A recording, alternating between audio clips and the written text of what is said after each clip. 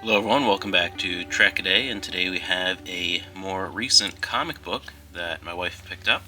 We have a comic book adventure with the crew of the Cerritos in Star Trek Lower Decks, and this is a comic adventure where we join the crew on another Second Contact mission, which goes horribly wrong by a miscommunication and landing at the wrong coordinates and revealing a secret about the society they are contacting, as well as an adventure on the holodeck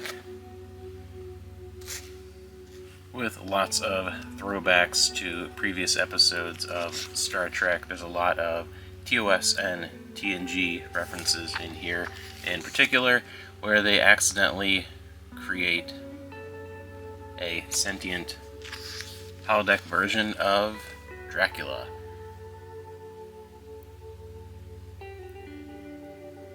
And as you can see here, the style artistically and the visuals of the animated show translate perfectly into comic book form, and so does the pacing and style of storytelling.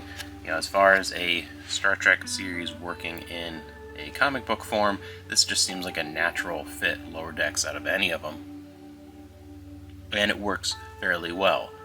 I'm not really much of a comic book person, neither is my wife. Both of us just kind of find them a little too simplistic and just really aren't as much to our taste, but for what this is, it does work very well. It pulls off what it's trying to be, and it is just a decent standalone little episode of Lower Decks.